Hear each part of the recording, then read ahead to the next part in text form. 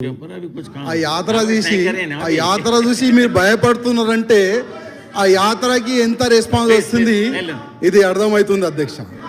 ఇవాళ వేరేళ్ళు మాట్లాడితే వేరే సబ్జెక్ట్ పైన వాళ్ళకి మీరు ఆపరు అధ్యక్ష, ఎవరు కూడా కామెంట్ కూడా చేయరు. ఇవాళ మేము మాట్లాడితే మా పైన కామెంట్ చేస్తాం అధ్యక్ష. అదేవిధంగా అధ్యక్ష, ఇవాళ నేను మీకు ఒక రిక్వెస్ట్ చేస్తున్నా, మా మంత్రి కేటీఆర్ గారు కూడా ఒక రిక్వెస్ట్ చేస్తున్నా, ఒక సెషన్ కేంద్రం గురించి చర్చ ఒక ప్రోగ్రాం పెట్టండి. అంటే ప్రతిసారి మేమంటున్నాం కేంద్రం నుంచి ఇంత డబ్బులు వచ్చింది, ఇంత నిధులు వచ్చింది, మీరంటున్నారు రాలేదు. ఒక సెషన్ అధ్యక్ష, ఇప్పుడు దాదాపు మీరు 10 days పెడతారా, 8 రోజు పెడతారా, ఎన్ని రోజు పెడతారా అసెంబ్లీ మీకు తెలుసు.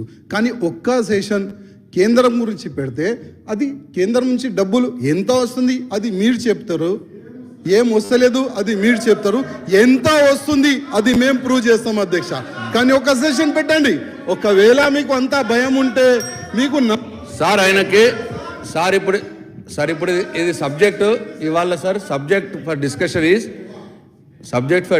IT and industries.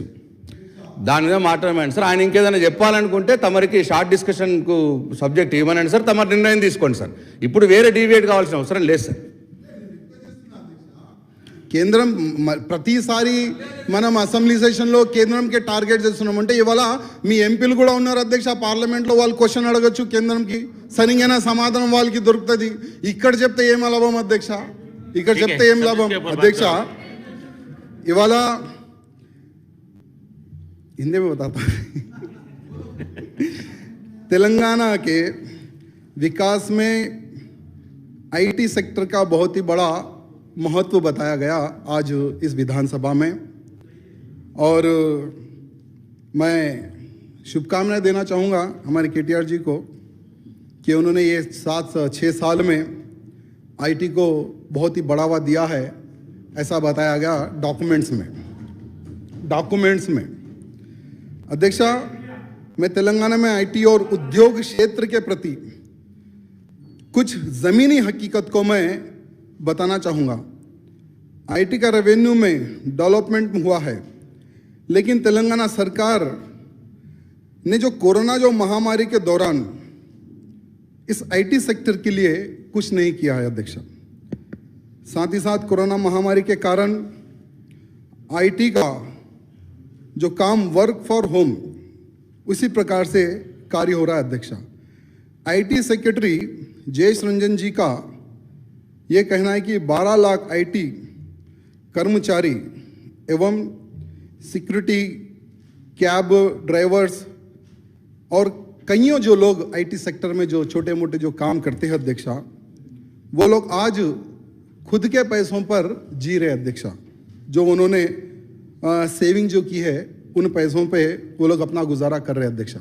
उनके प्रति सरकार ने किसी प्रकार का कुछ भी उनको सहयोग नहीं किया, उनके बारे में नहीं सोचा अध्यक्षा। क्योंकि आज आईटी सेक्टर जो इतना बड़ा सेक्टर हमारे तेलंगाना में बन चुका है, बिना इन कर्मचारियों के वो नहीं चल सकता अध्यक्षा। दुनिया भर में एक्सपर्ट्स का ये कहना है अध्यक्षा कि भविष्य में आने वाले समय में आईटी सेक्टर का जो कार्य होगा वर्क फ्रॉम होम ही होगा।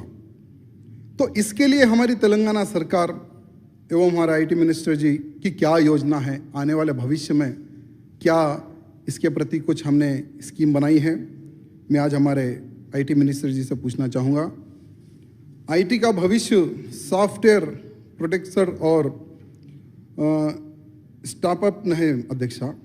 साथ ही साथ मैं हमारे मिनिस्टर जी से ये और क्वेश्चन पूछना चाहूँगा अध्यक्षा कि आईटी के प्रति बहुत अच्छे कार्य हो रहे हैं, पूरे भारत में अच्छे से कार्य हो रहे हैं, लेकिन कुछ चीज़ों पर हम लोग नज़रअंदाज कर रहे हैं। उस विषय पर भी विचार करने की आवश्यकता है अध्यक्षा।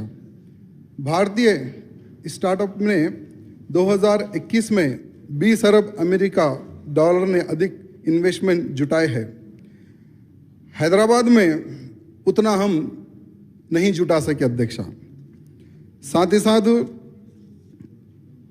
तेलंगाना सरकार से, आईटी मिनिस्ट्री से मैं यही निवेदन करना चाहता हूं, जो लोग हैं जो जो कर्मचारी है, जो गरीब लोग हैं, उनके विषय में भी सोचने और समझने की आवश्यकता है अध्यक्षा, क्योंकि आज आईटी का महत्व बहुत बड़ा है अध्यक्षा। साथ ही साथ आज केंद्र ने एक बहुत अच्छी स्कीम लाई है अध्यक्षा, आत्मनिर्भर भारत। 20 लाख करोड़ रुपए का पूरे भारत में निवेश किया गया अध्यक्षा। इंडस्ट्री लोन पर ब्याज में कमी आई है, बिना सुरक्षा सिक्योरिटी के नए लोन दिए गए हैं, नए रोजगार बढ़ाने के लिए प्रोत्साहन दिया गया है। आप वही आपके सांसदों से पूछे तो मिले पलेगा, पता चलेगा। साथ ही साथ छोटे जो व्यापारी है अध्यक्षा, उनको भी 10-10 हज़ार रुपये का छोटा छोटा लोन भी दिया गया अध्यक्षा। इस प्रकार से भारत सरकार छोटे से छोटे व्यक्तियों के बारे में, छोटे से छोटे कारोबार करने वालों के बारे में सोचती है अध्यक्षा।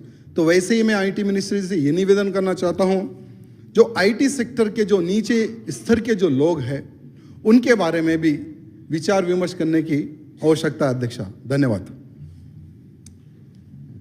వీళ్ళు మాట్లాడతారు అధ్యక్ష, ఆశ్చర్యం అనిపిస్తుంది. మీరు రాష్ట్రంలో ఉద్యోగాలు ఇవ్వకపోతే మిలియన్ మార్చ్ చేస్తాం. ఎవరి మీద చేస్తారు మీరు? ఎవరు చేస్తారు? నాకు అర్థం కాదు. కేంద్ర ప్రభుత్వ రంగ సంస్థలను తెగ నమ్మే మీరు చేస్తారా మీరు మిలియన్ మార్చులు?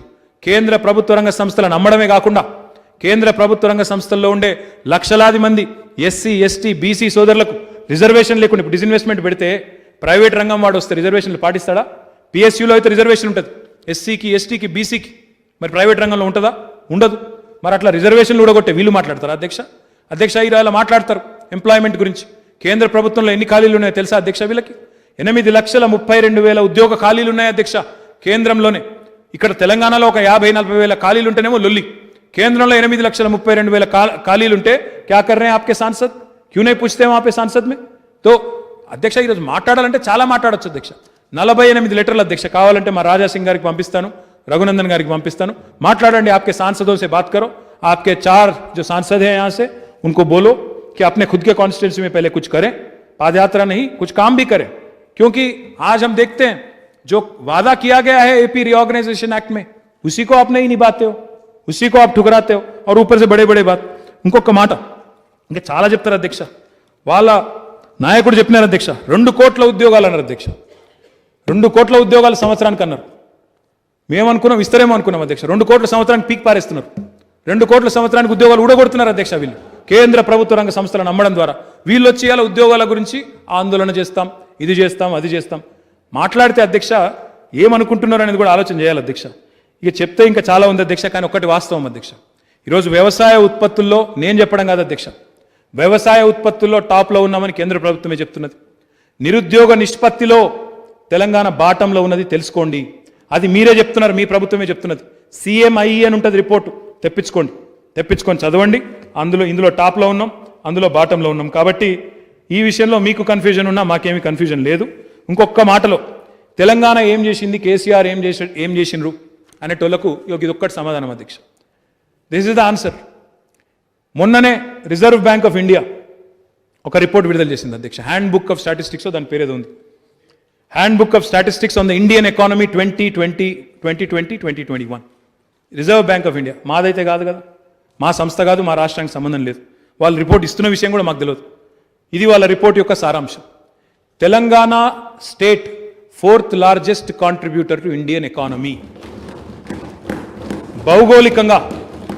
భౌగోళికంగా మనం 12వ అతిపెద్ద రాష్ట్రం, జనాభా పరంగా మనం 11వ అతిపెద్ద రాష్ట్రం, కానీ దేశాన్ని సాదుతున్న రాష్ట్రాల్లో 4వ అతిపెద్ద రాష్ట్రం. ఇక్కడికి ఒక ఆయన వస్తాడు అధ్యక్ష, हमने तेलंगाना को 1 लाख करोड़ दिया अंటాడు. ఎక్కడికి వెళ్ళి दिया? अगर किसी ने कुछ दिया तो हमने आपको दिया. आपने क्या दिया हमें? తెలంగాణ ఈరోజు భారతదేశాన్ని సాదుతున్న రాష్ట్రాల్లో 4వ అతిపెద్ద రాష్ట్రం. మనకంటే ముందు ఎవరున్నారు అధ్యక్ష? మనకంటే ముందున్నది తమిళనాడు, కర్ణాటక, వెస్ట్ బెంగాల్. గుజరాత్ లేదు, మహారాష్ట్ర లేదు. తమిళనాడు, వెస్ట్ బెంగాల్, తర్వాత కర్ణాటక. ఈ 3 రాష్ట్రాలు 4వది మనం. వాళ్ళు మనకంటే భౌగోళికంగా ఎంత పెద్దోళ్ళు అధ్యక్ష? This means to tell you, ఇంగ్లీష్లో ఒక సామెత ఉంది, తెలుసుకోవాలి మా రాజా సింగ్ గారు. अगर उसको हिंदी में तर्जुमा करना भी है तो कर देता हूं मैं. Telangana is punching above its weight. Telangana is punching much above its weight. 11th largest in population, 12th largest in geography, 4th largest in contribution to economy. जब राज्य बना तेलंगाना का, हमारी कंट्रीब्यूशन यहां से थी 4% देश के जीडीपी में, आज हमारी कंट्रीब्यूशन है 5%। हमारी जनता यहां की पॉपुलेशन रेशियो में अगर आप देखेंगे 2.5% है, बट कंट्रीब्यूशन जीडीपी का कितना है यहां से 5%। तो किसने किसको दिया? हमने ये दिया वो दिया या ఈడికెళ్ళి వచ్చి డైలాగులు కొట్టుడు కాదు। 100% అధ్యక్ష మీరు ఒకరోజు సమావేశం అవకాశం ఇవ్వండి, మంత్రి గారికి మాకు అందరికి అవకాశం ఇవ్వండి, డెఫినెట్గా అన్ని చెప్తాం అధ్యక్ష। ఎక్కడిక్కడ ఏమి ఇచ్చినాం, ఎక్కడెక్కడ ఏమొచ్చింది, రూపాయి మనం కడితే ఆటాన వాపస్ ఎట్లా వస్తున్నది, మీదికెళ్ళి వీళ్ళు ఏమేమి మాట్లాడుతున్నారు, అన్ని లెక్కలు చెప్తాం అధ్యక్ష। 100% అన్ని విషయాలు కూడా సారాంశ పూర్తి సాగవాలంగా చెప్తాం అధ్యక్ష।